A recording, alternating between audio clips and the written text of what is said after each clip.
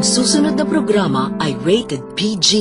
Ito ay nangangailangan ng patnubay at gabay ng magulang para sa mga batang manunood. Good morning to all the televiewers. This is your one and only talk show that will turn your morning a knowledgeable one.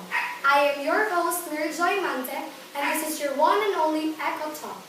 Today, we'll be interviewing Ms. Geraldine Viralio, a payroll maker in Virginia Farms Incorporated. Good morning, Ms. Geraldine. Good morning. For our first question, how did you improve yourself to be a great employee? To be a great employee, for me, I always challenge myself to every work that is given to me, and I set goals in every work that's needed to be done. That's great, Ms. Geraldine. For our next question, of all problems you've encountered, what certain problem did pull you down? One of the problems that pull me down is when, as a payroll maker, I always met my deadline before payroll date. So I exerted all my effort to meet my deadlines, and there will be one person who will trigger the situation to be delayed, and there will be no other person who will back me up to finish my work. So every payroll that is needed to be The done. next question, of all problems you've encountered, what certain problem did pull you down? One of the problems that pulled me down is when I exerted all my effort to meet my deadlines, and there will be one person who will trigger the situation to be delayed. And when things go wrong, even the management is nothing to do with it, and no one will back me up. And the payroll is delayed, so that's one of the problems that pulled me down. Oh, that's really hard. And for our third question, what problems have you encountered in your job, and how did you surpass all of them? Like what I've said, as a payroll maker, I must always connect to people because they're the one who will working, and I will pay attention to every overtime, every late. So what I did is, even though it's not my role as a payroll maker, uh, parang naging HR na din. So I go personally to employee. I go to production area. I ask the employee how about it and what things going wrong. So to make the problem easy, I always parang ako na lang mag-reach out. Kasi if you call employees, the employees will say, oh, I busy, then eventually my work will be delayed. So I personally go to the production area and talk about it, and that's the main Problem? the main solution I've made to finish my work. Oh, your job is really complicated as Yes. it is. And how did your job improve you as a person? Improve me as a person, well, as a bunso in the family. So I have nothing to do at home. Pero baliktad siya sa trabaho ko. When I go to the office, I'm the one who like servant na I go to them. They ask about me.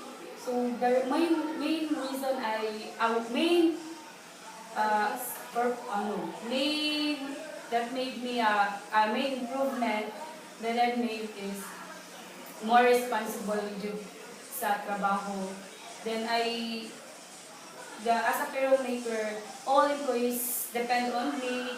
When will be our salary? When will be our like that? So I must finish my work in deadlines to meet my deadlines, because if I will be late, then the problem will go past and past, like the employees will have not salary, then their home will be nothing the, going home, nothing to eat because there's no salary. So the responsible is in me. So if I didn't work, meet my deadlines, what will happen to the employees and their families? So parang nasa iyo lahat, Yes! nandun lahat ng Oo. atensyon. Yes, ganito. Our next question, stage of your company. Not to raise my own share, but for me, being a responsible and hardworking person makes me contribute to the progress of the company. Because in our company, we're like multitasking job. So I can be payables, issue checks, I can be in a receiving area, I can be a purchaser. So for me, being a hardworking person and able to aguanta the manual computing of payroll for 4 years, maybe that's a big contributor for our company. Your job was really great and I can do that with my own self. So you're a great person. For our next question, how did your company help you when it comes to financial status? Our company give us every benefits given to a regular employee. Like we have cash advance. Our company also link the other way that employees could reach out in terms of financial problem. We had our cooperative inside our company. So every regular employees who can contribute to the co-op and who can withdraw and loan whenever they needed, and the cash advance to be assisted by own company, the Virginia Farms. So handa talaga yung kumpanya ninyo para tulungan kayo pag nangailangan ang Oy, ganyan. That's great. Our next question is that, how did your company help you in terms of financial status?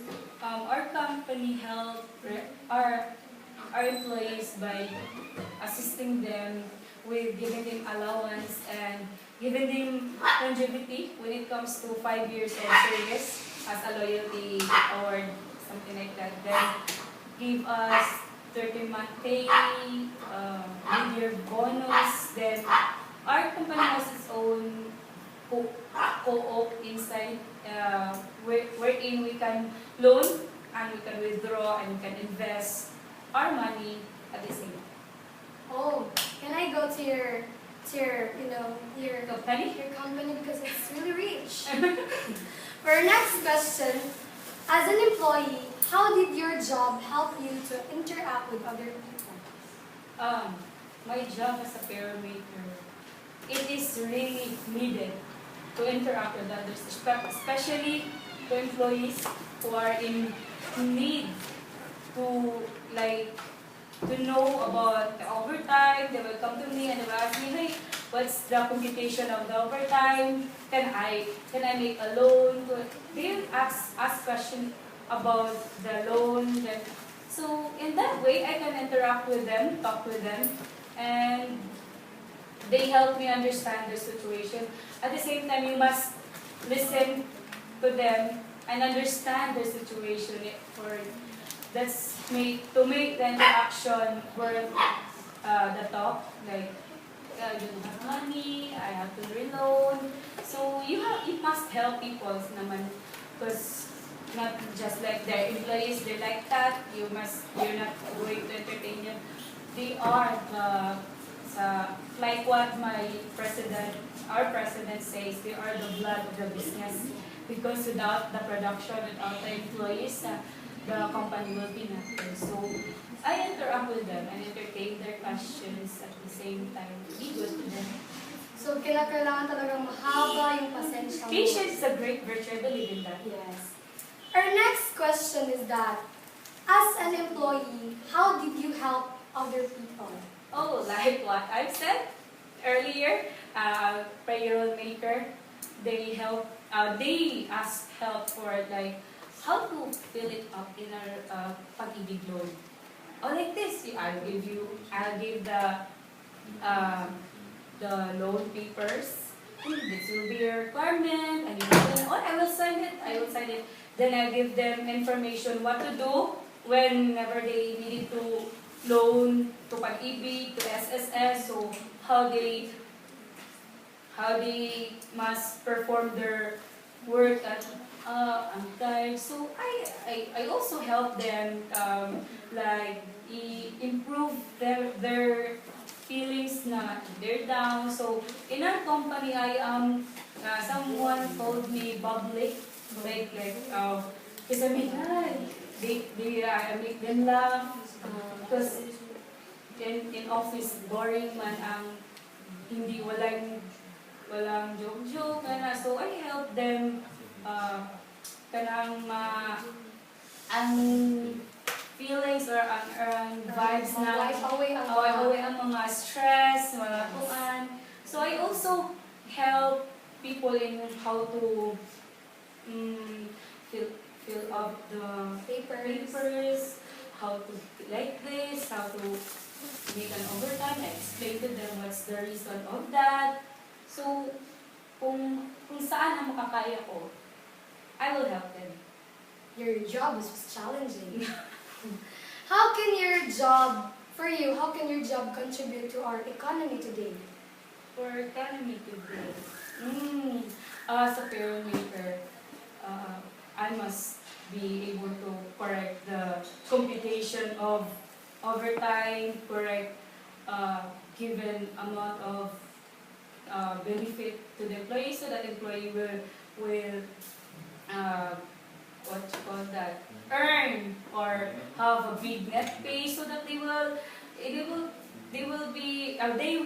buy their things needed in the home. So in terms of the life cycle, our economy cycle is grow around. So I help them earn big money, big salary, so that they could able to buy in a market na ma-afford nila. Yes. From your experiences, how can you help build a progressive economy? Like what, are you familiar with JB, something like that sa DZLM?